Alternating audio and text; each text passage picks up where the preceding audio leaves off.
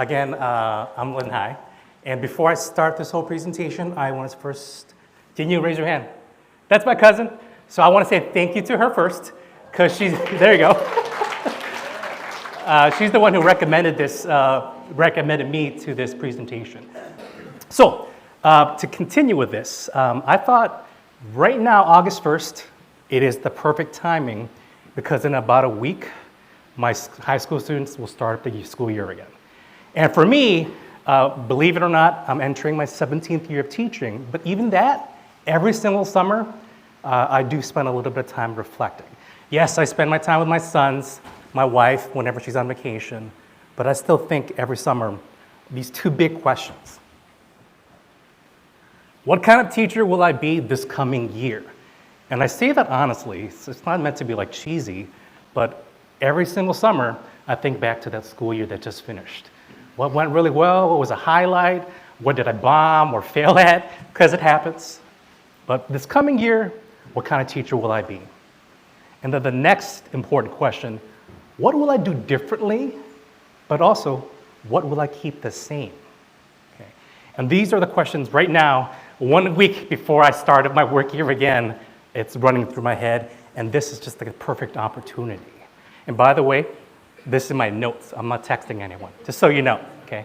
So I'm gonna invite you to do a couple of things with me before we get into the bigger stuff, bigger ideas about teaching and curriculum and assessment, which again are topics that Anton came up with, not me. But we'll talk about that. So I need your help. This is your turn. I'm not gonna get you involved like Dr. Scott is, because that sounded a lot of energy. But here's what I would like you to join me in. I'm inviting you to do this. So whether it's written down on a piece of paper, if you have that, feel free to join me on this. Or if you have a phone that you can focus on, please join me. Answer this question with me. When you think of an effective teacher, or what you think of as a great teacher, what do you think of?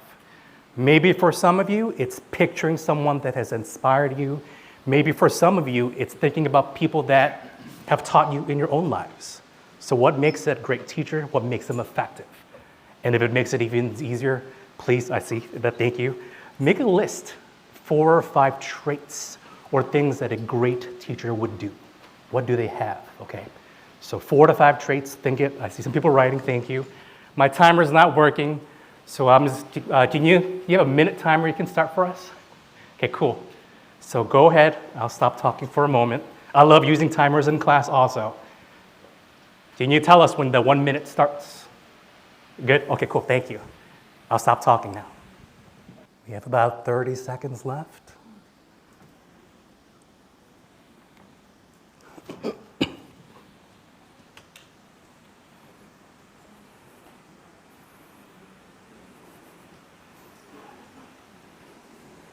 All right, Nguyen's giving me the signal, so that's about a minute.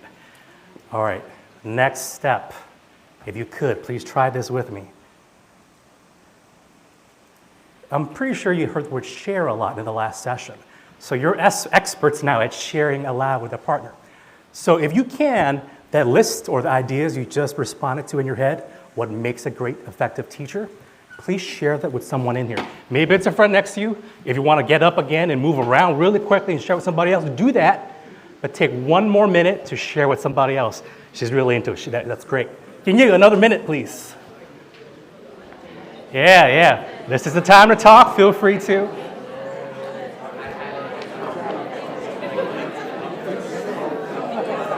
What's your answer?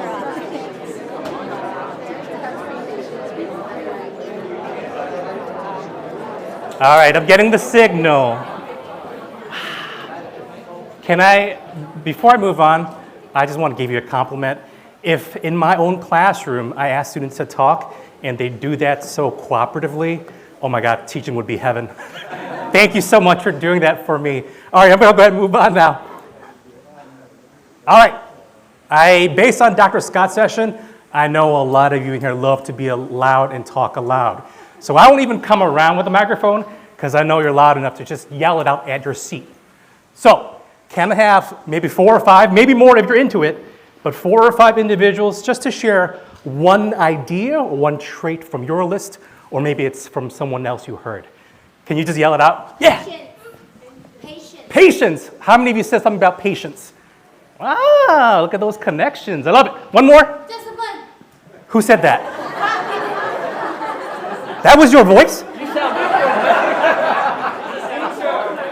Nicely done. Another one.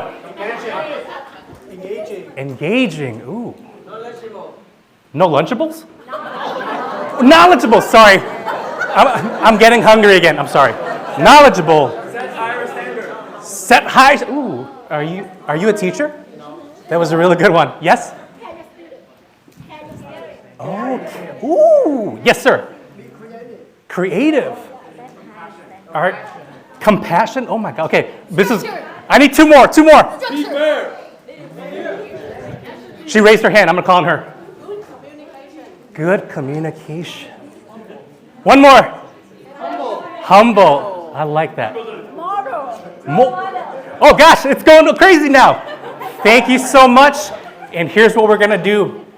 I'm gonna head and move on. Because clearly you're all, ooh, that looks yummy. All of you are so willing to share. I'm also gonna share mine because I really want to build that community and that camaraderie, which apparently is the next session as well.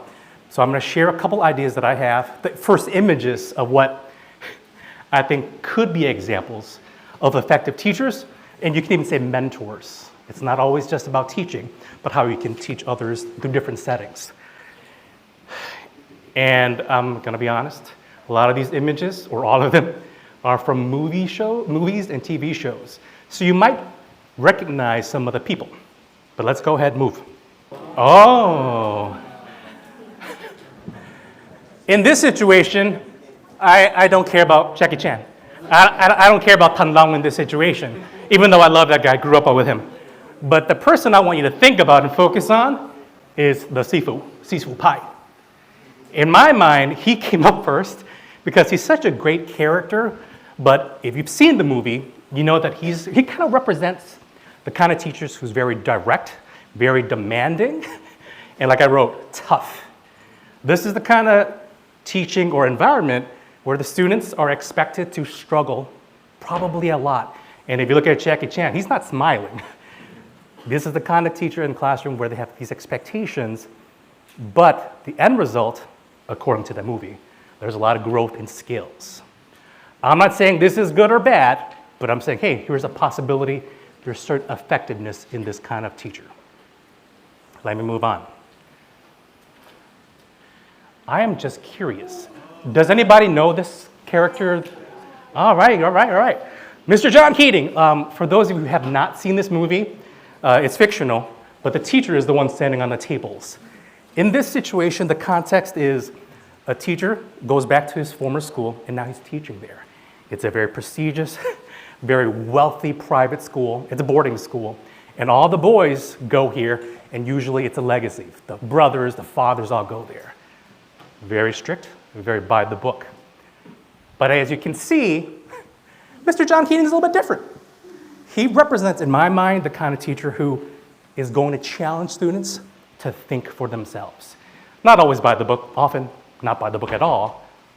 Challenges them to ask questions. And the cool thing about this character, it's not just asking questions about the literature or the text. He's an English teacher. It's not about just asking questions to their peers, but he invites them to question him. In this relationship, it's much more equal than Sifu. This is the guy who's going, hey, I said something, you don't agree? Talk to me. And he wants students to think that way. And of course, I remember somebody said maybe creative, right? It's all about finding creative ways to engage. I heard that also, to engage the students because he values the student input and independence.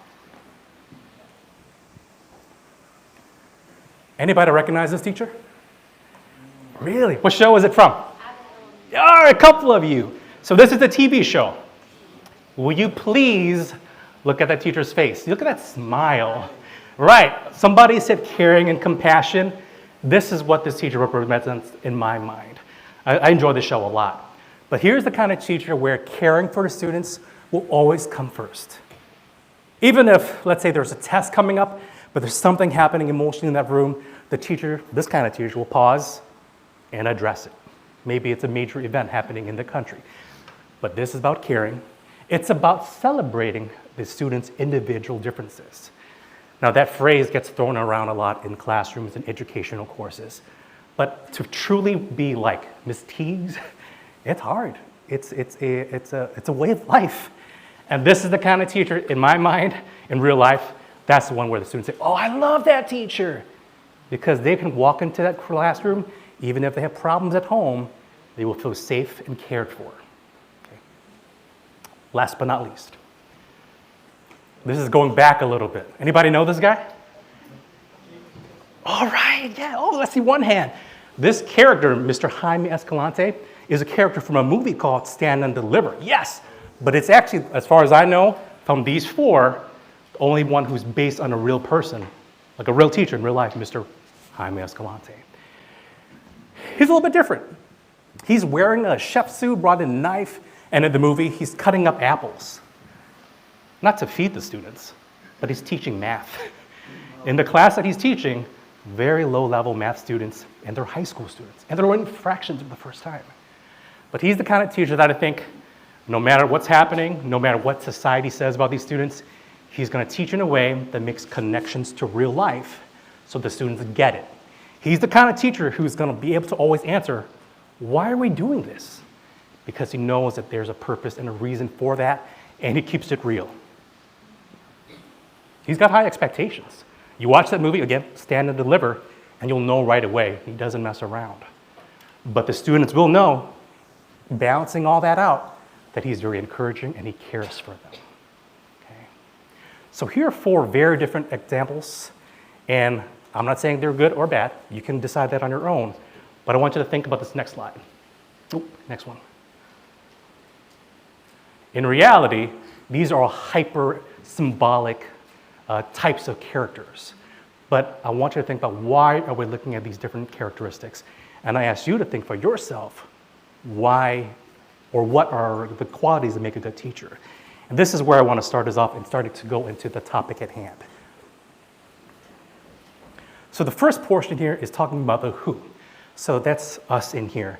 We're all teaching in a variety of different settings in different ways, different types of experience. But when I say the who, I want you to take a journey with me. And again, like Antung said, we're taking a moment to reflect where we've come from so far. And now that we're here, let's look forward on this journey. Who are you as a teacher? And of course, do you know your teacher identity? And to start that off, I always want to think about the positive first. So think about it for yourself. You don't have to write it down unless you really want to. That'd be cool. What kind of teacher am I already? What kind of teacher am I already? So to start off, if you want, think about your own strengths. Maybe you share some of those qualities with those four examples that I brought up already. That's cool. Keep that in mind. What traits do you have that work really well inside the classroom? So when the strengths, you can think about personality, traits. What are the techniques or tricks that you have to make a student really learn from you? And of course, this is so important in the teaching profession, but also in your roles. Remember to always celebrate your victories and the joys that you get. Sometimes, these are our jobs, professions in some capacity. We get bogged down by, bills and other things in life. Sometimes we forget to celebrate what we've done that is really good. Yes, I understand humility and being humble, but you gotta energize yourself at some point. Okay. After that, here's what I want us to think about, another question. Where does my style and beliefs as a teacher come from? And yes, that is me. Antung, you recognize that, yeah? So that's me and my parents. My style and my beliefs, and maybe it's for all of us, and it all comes from, at first, our own families. My ba, my ma, and especially my father being a teacher as well, my Vietnamese culture. All of those things together inform us, right from the start, how we see the world. You think about one teacher from one culture and compare it to the next, a different one, there's gonna be differences based on that culture. So for me, I think I want you to think about, and this will come back later in the lecture, how these original teachers impact the way we are as people, and then that's gonna impact the way we work with our students as well. Okay. okay? So where do these things come from? And I think this is exactly why we're here today. And for me, right before school year starts next week, this is what I'm asking. How am I making sure that I continue to grow and improve as a teacher? Because if you don't question that often enough, what happens when you teach 10, 15, 20 years down the road? You do the same thing over and over. And maybe that's comfortable, yes. We're used to it. We don't have to plan as much. But if you don't continue to ask that, you're not going to improve. And then students are going to get stale, okay? Think of your own teachers and mentors. Try to think about which ones was really effective for you and how you can borrow some of those things from them. And this last question on the slide, I don't know how it works in a lot of different variety of settings, but in my school, in the public school, we encourage each other to observe other teachers. And I wrote, do you observe other people and how they teach their classes? Honestly, the first thing most people think about is, hey, let's go observe that really good teacher. He's been teaching for 25 years. That's not me. But don't forget, you can learn a lot from the younger teachers too. You know, for me, I always like to talk to some of the younger teachers in my English department who's been teaching first year or 2-3 years in. Because I tell you, they will have more energy than I ever will in the coming years. And they bring in new ideas because, in a sense, they just finished college. They just went through the training. And there's always new ideas and programs, and it's cool to see. And for the last couple years, I've always been saying yes to having student teachers in my own classroom during second semester. Because those student teachers, yes, they're not teachers yet, some would say, but oh my gosh, the amount of time that we share and talk and what they can give to me from their own ideas, there are still lessons that I'm using and teaching now because they shared it with me while they were teaching in my classroom. So always think about how you can learn from others. So this slide is quite simple. It's just giving you a preview of the next couple of topics before we move on. That part, kind of like an introduction, okay? Getting people talking, thinking about yourselves as teachers. But the next couple bullet points, this is how I broke it down. And some of this is from Antoine, some of it I kind of meshed together. First section afterwards, it's about the bigger picture. Planning your lessons, planning your bigger picture units, implementing it. And Antoine and I had a conversation in the hallway just a little bit ago. It's this concept of assessment. So it's in a way, you can go in there and lecture for an hour, but how do you know the students learned anything? So I'm going to give some ideas about what assessment is and what you can do with that along the way. Section after that, it's about creating a supportive environment and classroom management. Following that, we've got some clarity of instruction and active learning, and some of that I'll have some examples. And then just a section for final questions and thoughts. And hopefully there's a good chunk of time for you to ask questions if you have any, or if not, we'll just leave early. Get some snacks, okay? All right, the next part after two is the why, if you want to organize your notes or thoughts that way. This is where I'm talking about planning, implementation, and assessment. And when I say the why, it's not just like, oh, why am I teaching this lesson? But it's a bigger picture about curriculum planning over a long span of time. So when I say bigger picture, what are the goals? If you're teaching like me in a high school setting where I have a school year, 2 semesters of an English class, let's say American Lit, which is 11th grade students, it's usually involving 4, maybe 5 books. So you have to think long term.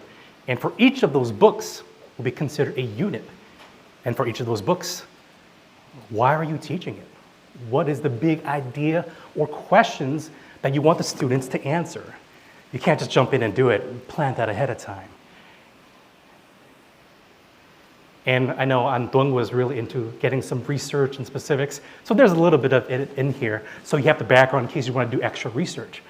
But in terms of the planning long-term, Grant Wiggins and Jay Mateague, phenomenal educators and researchers, and I remember studying this back in the day, and it's still being used in teacher programs, official programs.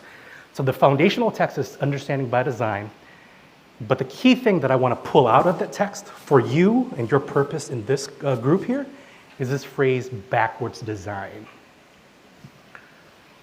And in the framework of backwards design, there's a couple of key elements and questions that kind of help us frame the curriculum and the planning.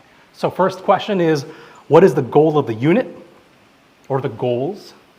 So by the end of that, however that applies to your text or your surroundings, like by the end of that unit, what do you want them to learn? So when they finish that and they leave your classroom, what are the skills or the pieces of knowledge that you want them to be able to share with others and bring to the rest of the world? For me, if you have people that are teaching the same kind of topics or ideas, plan with them, create that with them, so it's not just you. Especially, like Dr. Scott said, planning, thinking, pair sharing, it really does help make it more interesting. Next question. How do we know if the students achieve these goals that you determined, whether by yourself or with your group? This is the part where we kind of focus on the assessment. Like, how will you be testing them? What will you be testing them on? And what will you be considering as evidence for the assessment? So over time, as you're teaching, what will you say? Okay, cool, I see evidence A, B, and C. It shows that they're learning what I want them to learn. If that's what you decide, that's what you're going to be shooting for. Acceptable proof, how will you kind of accumulate that and how you would collect that. And this is where the really fun stuff starts coming into play. Think about bigger picture, the why, the goals, and then how you address the assessment. And then the lessons along the way, that's what we would call the experiences, the learning activities. What will you be doing for each lesson to engage them? I heard engagement before. And how will you make sure that those little lessons will address the goals that you want them to get at? So those are the smaller pieces along the way. And when you implement these lessons, that's where you get to be more creative and have fun and do all these kinds of different things. A lot of teachers, at least ones I work with, we think long-term and we create an official calendar. I see how nodding her head because she's a teacher too, apparently, thank you. But think about a real official calendar and for that unit. For me, if it's a book that's 4 or 5 weeks long, then for each day that I see them, what is the lesson gonna be about? Activity, assessment, and then if there's such a thing as homework for the next class, you decide all of that ahead of time for each of those things on your calendar. This pacing or the calendar will help you kind of stay focused. Think of the long-term plans. But remember, and this is something that I'm glad Anton told me about in the hallway, whenever you create the calendar, remember to be flexible. Because one day you might have a class of 20 students listening, then the next week or next class, why do I have only 10? So then if you change things, because you don't want to half the class missing what you're sharing with them. So that flexibility is very important, but keeping the goal in mind. So I'm going to summarize real quickly for the why portion. Okay? Start always with the end in mind. Don't just jump in there and have fun. Don't just depend on your charm and your awesome personality to hopefully engage them, but it's always thinking about the journey and the long term. Big goals at the end, how will you address it with the pieces along the way? And you can call those seeds. Think about how you want them to think and question things that you're teaching and what they will take away from that. Okay.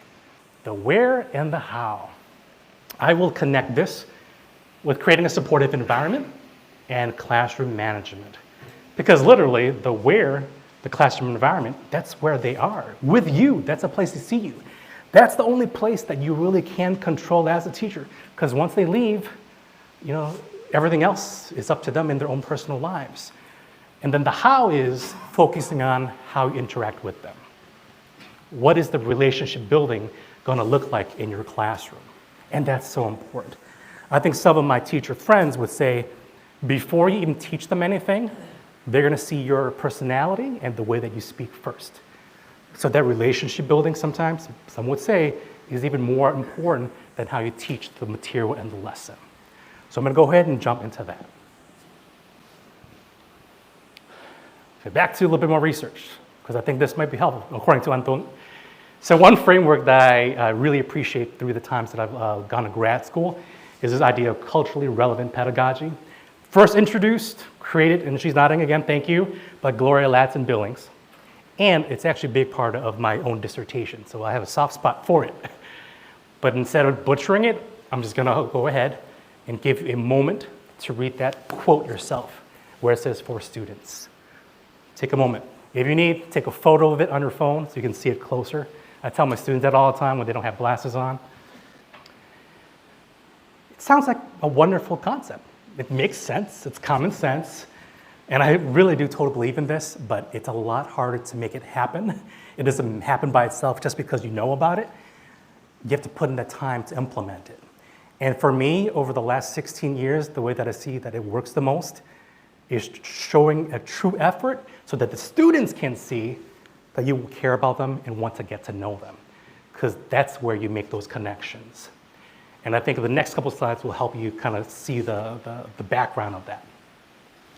First part, knowing the students. It seems obvious, yeah, okay, get to know them, cool. But when you're in there teaching a class like 30 students and you're going on with your lesson, sometimes the little things along the way to try to get to know them, you feel like, well, I don't have time for that. It might happen that way. But creating those opportunities could be as simple as, hey, for me, I'm standing outside my door and students are coming in and I'm just saying hi to them, ask them how their weekend was. If I get to know them, I know they're in this sport or acting in a play coming up, then I ask about those things along the way. To manufacture that, you have the power. You can even do like little surveys after, let's say you haven't seen the class for a couple of weeks or however that might be. It takes 2-3 minutes, give them a question. It's like, hey, what did you do over winter break or where did you go on vacation? Just something to jumpstart that sense of community and connection. And if we've never done that before, the students are gonna be like, wait, why are we doing this? Because if that's not usually what you do. But as you do that over time, they see that, hey, this is not an accident. This teacher is really trying to get to know us. And these high school students that I teach, even the ones who act like they're too cool to talk to me, they want to share what they've been doing. So create those opportunities. And I think the key here on the slide is showing your interest in them as people, not just as students. Because if it's a student-teacher relationship, yeah, okay, I do my work, you give me a grade, I'm out, peace out. But it's about seeing them more beyond that and knowing them personally. And as you build that connection and they see that you respect them, it's going to take you really far along in that path of creating the classroom environment. This is the fun one, cultural identity. Think about these students and think about your connection to them. Can you help me out? What's the youngest age that you have in your classes? What age group? 7. So even I heard that a couple, you said 7. That means they had 7 years of developing their identity already culturally at their family, at their homes. So when they see you and learn from you, they already have certain things in their heads. It's not a blank slate necessarily. So with that in mind, it's important, however you do that, to make sure that you understand their culture, accept their traditions. And for me, I love learning about that. And again, it doesn't come out of nowhere. You have to create opportunities for them to share that.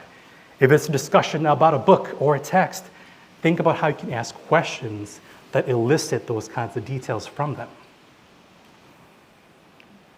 I'm going to go ahead and go into a personal example, because this is going to be exactly what I'm trying to mention to you. I'm going to ask you to guess, and I don't have any money or candy for you. But when I was in high school, this was my sophomore year, and actually at Wheeling High School, where I'm teaching now, my sophomore year of high school, there was a class I was told that I had to take to graduate, and this class made me so terrified that this is probably the only time that I wanted to drop out of high school. Any guesses what class that was? Just say it. English. Physics, English, yeah. But specific, what class in English though? It is English class. What topic? Anybody? American Lit, oh my God, almost. All right, I'll just tell you. The class is called Oral Comm.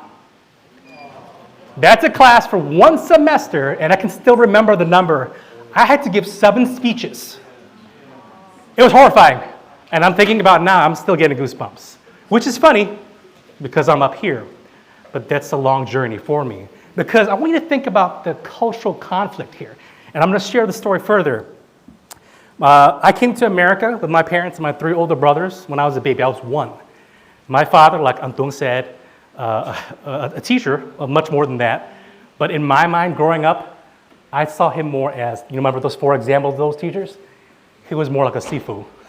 He terrified me. And growing up in a very traditional Vietnamese family, and I do speak Vietnamese, just not at presentations, I was taught a couple of things. Maybe some of you remember this, maybe you experienced this. Mày còn nhỏ, người lớn nói, đừng có nói gì hết á. And if I'll just translate, hey, you're a kid, you're young, don't speak when other grown-ups are talking. That's the environment I grew up in.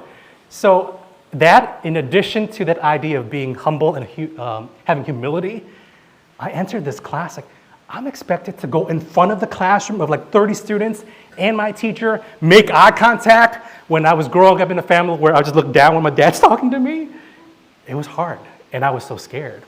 But here's the cool thing. My teacher, I remember one of the best teachers I've ever had. He was very tough, had high expectations, but he was good at asking questions and listening. So I eventually worked up the courage to go talk to this guy during his lunch period. I told him, like, I don't think I can do this class. And I was, at that point, new in disguise. I've never met him. And then after a few meetings and suggestions from him, that's how I survived. But here's where I want you to think about students' backgrounds. They might act a certain way in your class. It's not because they don't want to learn, but they're trained in a certain way in their families or their households, and they just don't know how to do that. I still have students these days who are terrified of speaking to me as a teacher. I'm not that terrifying, but they're just so used to not being communicative with their adult figures or the teacher figures, because they're just remembering, told at home, just listen to what the teacher said. But that creates conflict. So trying to be aware of that will help inform you how you should teach your students. So we got the getting to know students, a little snippet of that. I want to go ahead and jump to the managing the environment. I try to stay away from saying classroom management, because classroom, I think students. I'm not here to control students, but I want the managing the environment to be kind of the key, because that affects everybody in there. When I started my career back in 2008, I was 24. And that word, classroom management, meant something very different for me back then. To be honest, a lot of the challenges and problems I had in my first 1 or 2 years of teaching, it's created by myself. I wanted to be that cool, young, English teacher where students would come and talk to me. Many of them did. I also learned that first year that at that school, my classes, I was the first male Asian teacher that they ever had. So I was like, oh my God, now I really need to make a good impression. I don't want them to just think about Jackie Chan when they see an Asian teacher. So I was really trying too hard to connect with them, and that's where things went wrong, because I did not balance enough of the management of the classroom itself. Too friendly. So here's where I focus on a little bit more of that side, how to balance out the connections and knowing them with the managing of the environment. This is a real thing. It's setting boundaries. And for me, that phrase, first impressions matter, it totally does. And I've been living with this as a teacher for the last decade and a half. So in about a week and a half, I will see over 100 students, brand new ones, that I've never taught. Thank you for nodding again. And for me, I can't just go in there just blasting music and trying to laugh and have fun with them, because it's going to be hard to pull them back. Setting the tone is about setting those boundaries so they know right away what this teacher is about. And for me, that first day after summer break, at most, I will give them about 5 rules or non-negotiables, things that, you know what, from the start, here's what you need to understand. And maybe some of you have seen this in your own schools, but let me go ahead and move on. This is real. This is what I'm actually going to use in about a week and a half. Cell phones, or bell rings, okay? When that bell rings, your cell phones need to go away. And boy, is it hard for some of them to do that. Generational, maybe they're just busy people, I don't know. But that's one expectation that I want to put out right there, so they know what I want from them. And there's nothing wrong with that. But I'm going to reiterate this. If you're creating expectations in your classroom environment, make sure those are the ones that you can hold yourself to it. If I tell my students, the bell rings, I'm going to teach now, they put away their phones, I'm start talking, and give me a second, my phone rings or beeps, and I'm answering it. Now they're going to be angry. They're going to be resentful, like, why do you get to do that? So whatever you create, make sure you can hold yourself accountable for that. So that's my first expectation in about a week. Number 2, I teach high school. Most of the time, last couple years, I've been teaching sophomores and juniors. So they're driving, They're worried about ACT or SATs, all that stuff. But communication, I tell them, is crucial. And what I mean by that is, I might be awesome sometimes, but I can't read your minds. So if something happens at home, you need to communicate with me, reach out. I am not going to go and touch base with every single one of you. And this is just life skills as a young adult. And again, holding us accountable. Sometimes, and I've seen myself in this mode sometimes, we can't expect that they can read our minds just because, we are the teacher or we have the power. So if you want something, be specific. Let's not have any of those guessing games inside of a classroom. So hold yourself accountable and make your expectations or your learning, your goals clear to them from the start. I can't control the kind of teachers that they had the years before they have me. I know for a fact that some of the middle schools don't even give homework. Everything is in the classroom.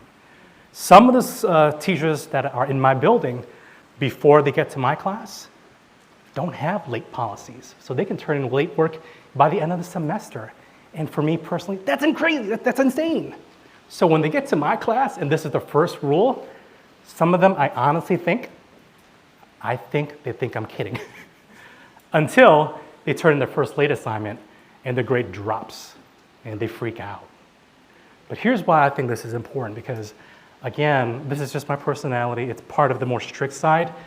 I'm not here to go back and forth with you through 10 emails about how you can bring up your grade. I'm not here to say, just turn it in, whatever. Because here's the cool thing, and this usually works. After about a month of seeing these expectations, especially this late assignment one, they realize, he's not kidding. He will mark my grade down if I turn it in late. And after about a month, 95% of the students I teach, they don't have that problem about late assignments anymore because they know that you're not kidding, that I'm not kidding. So setting the tone and holding the students accountable and firm to that, that's very important.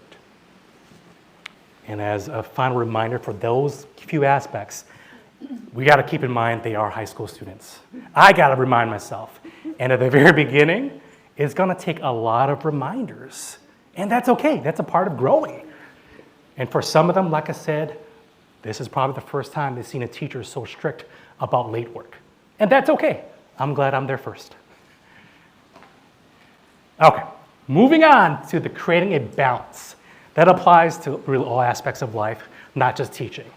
And I think for some people, might think those rules are too strict or harsh. And that's okay. I own up to it. But there has to be a balance. How do you create a more positive environment or positive aspects so that those other things won't seem as harsh? So for that part, I want you to think about this last bullet point: praise and positive feedback. Okay? And I'm going to go into specific research here so you get some of those details.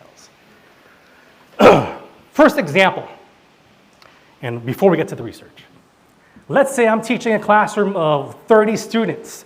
I'm lecturing or I'm going over something, and in the back corner, I can clearly hear 3 students whispering something, but loud enough for me to hear it, and then they start laughing. So maybe the first time that happens, like, okay, they'll be done with it soon. But what happens then when they do that a second time or a third time? See my trend here? When do I stop them? And then the fourth time, finally, I say to them, hey guys, this is very rude. Will you stop that, please? When you do that, which is the public reprimand, which I don't say you should, here are some things that can be happening. Once you do that, if you're lucky, they'll stop. But psychologically, there's some damage. You might make them angry. You might make them resentful. And the thing that can happen short term is maybe for the rest of that lesson, you lost them. They're going to ignore you now. They don't care. You just embarrassed them. Potential, maybe, long-term issue is in the coming weeks or whatever that is, they might try to get back at you. Maybe they'll continue that next time, see if you do anything then. Maybe they'll stop going to your class. And believe me, some high school students do take that as a way out. I'm not going to go back to that class. So the research says classroom management suggests that the more effective way to correct inappropriate or misbehavior is strategic. I love that word, strategic praise or positive feedback. And that might not mean anything just off of the screen, but let's replay that moment we just saw. Same 3 students, very chatty, giggly. So instead of addressing it 2, 3, 4 times later, here's what I might do in the class of 30 students. They're still giggling. I was like, wow! And really make it dramatic. You want the whole class to hear it. Seriously, wow! This group of students right here, they're nodding, they're taking notes, literally. That's really cool. Thank you for your attention. So when you do that, that's what I would call the positive strategic feedback. So instead of addressing them and making a scene, making them resentful, look at the students in the classroom who are doing a great job. I love this strategy because it doesn't embarrass anyone. I get to be a little goofy and scream in the classroom, literally. But you're pointing out the good things happening in the class, not the negative. Strategic positive feedback. No embarrassment, and you're highlighting the positive behavior. I'm going to come up with another example. This one does not relate to me talking to any student, but now I'm involving myself as the teacher. The scenario is there's a student in the classroom on his cell phone or her cell phone. I don't want to go to a specific gender. During my lecture. So maybe if I'm up here talking and I see a student on his phone, let me do this. Oh my God, class. Oh my God. This is a Monday. I'm not reading it. I have this game on my phone I just downloaded. My son told me about it. Oh, I really wish I could play it right now, but man, I guess I gotta do the right thing and continue working or continue learning. And it might seem silly, maybe you're thinking I'm just exaggerating. I'm not. Because when you do that, the kids, especially when you start learning about them, they know you, they see your sense of humor. And most often when that happens, and I've done this, they'll start looking around, who's the kid with the phone? And the kid who was on the phone is like, oh God, here he is doing that again. And he'll just quietly slip his phone in his pocket. By the way, it usually is a male student. That's why I said his. But anybody can have their phone out during class. I love this. And if you have never tried it, give it a shot. It really does help create more of a positive environment. You're switching the way your brain thinks. And these students might not even be used to that kind of strategic positive feedback. Positive environment, managing the environment. And for me, as you can probably tell, and I apologize, I love using personal stories. During teaching, I love using sense of humor when it's appropriate and when it connects to the topic. I don't just randomly go in there and tell jokes, but make it all connect. And when you're able to bring all those parts together, I mean, I've noticed the environment becomes one with respect.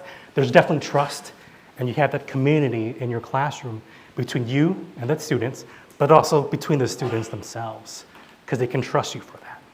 We're almost done, I promise. We're at the what. We talked about the who at first, thinking about ourselves, and we started the reflection journey. We started talking about the why, the bigger picture, and the planning. We talked about the where and the how, right? Classroom environment, management, and now we're getting to the nitty-gritty things along the way that you can use in your own teaching. This is the what. What are you teaching, and what learning experiences will help students arrive at the goals? How many of you, other than right now, have sat in a lecture before? Yeah, there we go. Young student over there, that's awesome. So I'm just gonna go through this briefly. That's where the teacher directly gives you knowledge. Usually, not always, but usually there's really no communication. If there is, great. But traditionally, this lecture format is about the teacher being the expert, just imparting knowledge, and students, if they're good students, they're taking notes or listening in some shape or form. But there's more that can be happening, and you saw some of this, I think, with Dr. Scott, which is great, because he's making my job easier. First piece of research, I'm gonna go ahead and read this to you about direct instruction. And first, when I found this a long time ago, I was surprised by it. Bligg's evidence suggests that a fairly steady decline in student attention and lecture performance, that's me, from the start to the end of a traditional hour. He suggests in this research, his studies, to limit students' effective attention is 25 to 30 minutes. Most classes in high school are either 50 minutes or the block scheduling, which is about 90 minutes. But if you think about this, that's a very short time. So what can we do to make sure that we have the students' attention for longer? Next slide.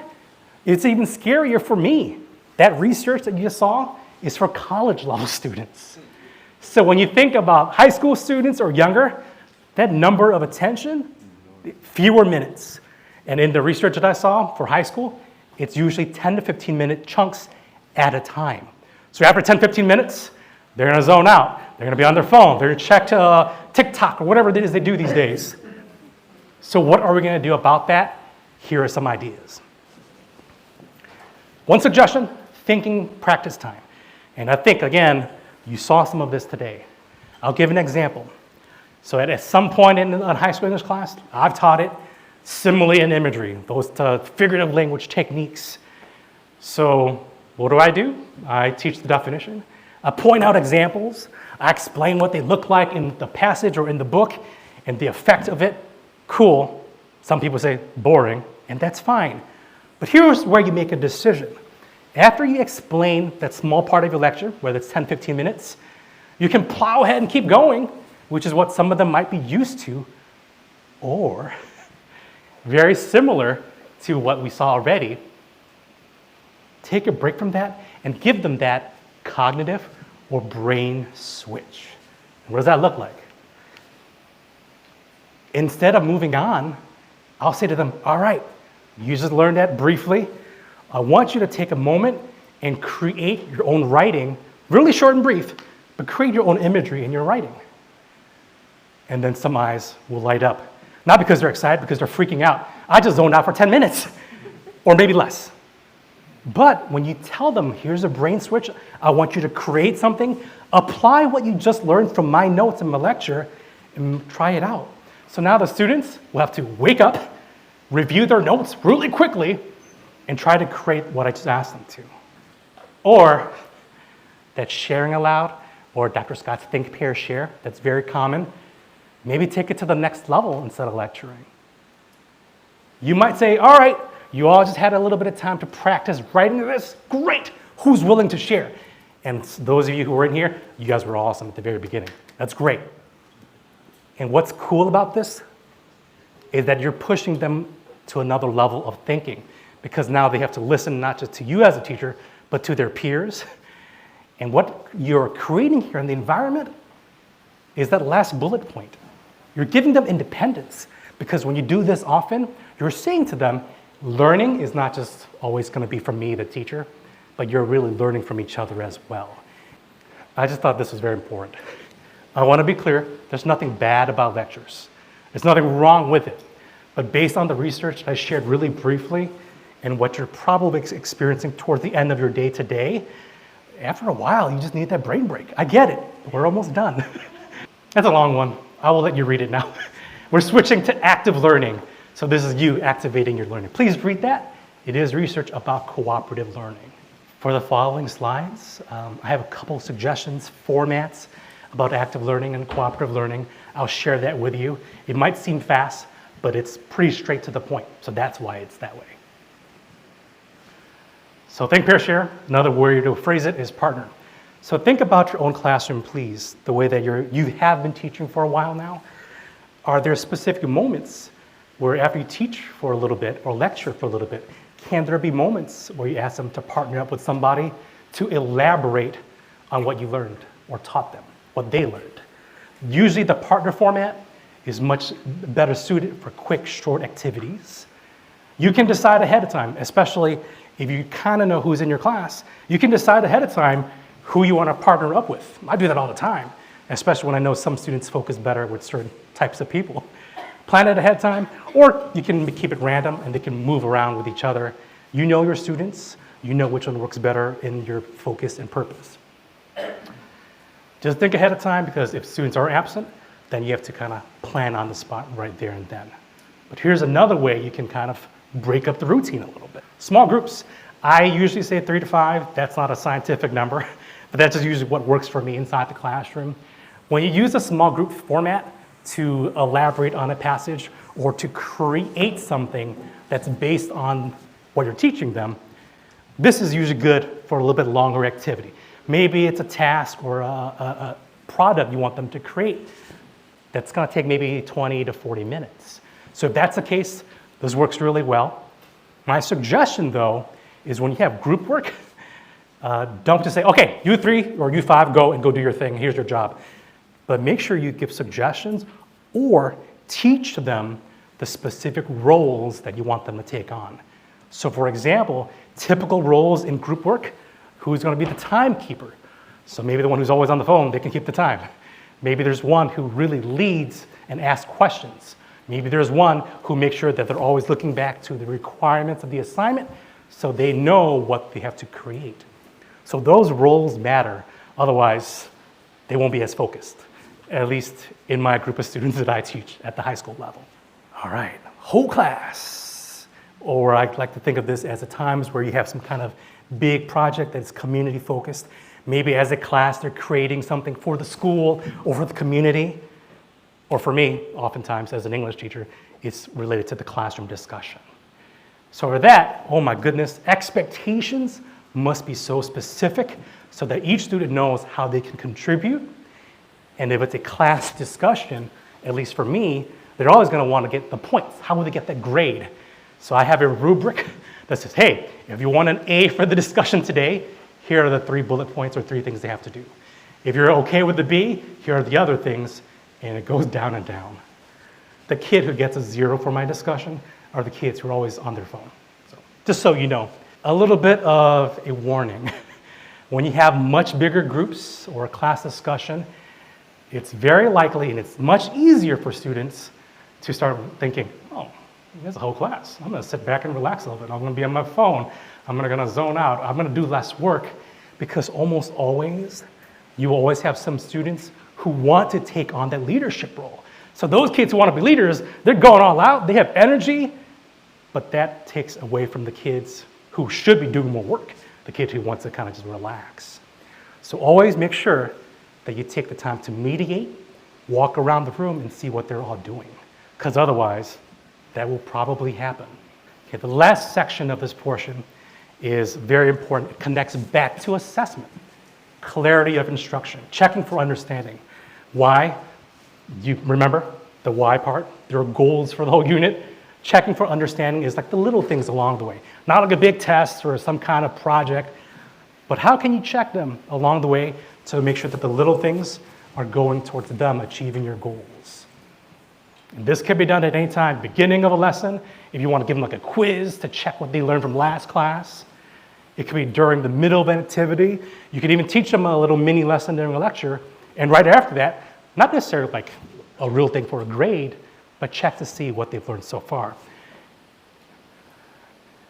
So some examples, very basic. You can look on the internet and there are all kinds of examples. First, just simple quiz, multiple choice. You check right away what they know. But of course, this goes back to the planning part, right? You got to create the quiz ahead of time, not necessarily on the spot. So you got to plan that out. Short response. So those of you who like to read a little bit, what actually students write out their thoughts, that's good practice. Maybe, like Dr. Scott says, about asking specific questions and different kinds of questions. Maybe after a short lecture, you have a question for them to think about, and you're asking them to write 1 or 2 paragraphs, either to summarize what you talked about, or maybe, this is really cool, asking them their opinion. What do they think about that passage? How did it connect to their own lives? So then they're like, oh, okay, you want my opinion? This is cool. It's not just about summarizing. But if you balance all those things out, you'll get to see different sides of these students. You see that last bullet point up there? Dr. Scott stole it from me. But think pair, share. It's up there already. So always pair, share, short and quick responses. And again, that next level of sharing aloud, now you're asking them to listen to each other. And that's where they get the independence eventually. We made it. Last section. Final thoughts and questions. Oh, we're not done, but thank you. Quick review, and then I'll end it for today, okay? First, we looked at the who. That's us, that's you, who we are as people. It's always about questioning where we've come from, what we've learned, and always celebrate what you're good at, because that's going to drive you to move forward. We can't be negative. The why, that's the bigger picture. That's the planning, that's the organizing, and thinking about how we're going to plan it out so that we can have a goal in your journey for that unit or those units. Afterwards, we looked at where and how. Classroom environment, we talked a lot about how we interact with them to create those relationships. The thing that I would probably take away from that part is simply seeing them as people so they know that you care first. And I think somebody mentioned Ms. Teagues and somebody mentioned caring is important. That is so true.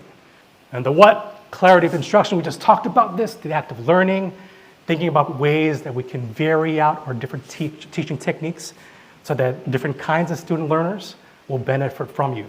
You lecture all the time? Maybe not a great idea. If it's always group work, it's always activities, that gets a lot too. So you want to balance all those out. And back to Anh Tuong's question, really, did I do it right? In other words, am I teaching right? Am I effective? I honestly do not have an answer. But here's what I want you to think about. I'm entering my 17th year of teaching, and I'm still asking those questions. Am I doing it right? And here's the one thing that I for sure can attest to. I'll read it to you.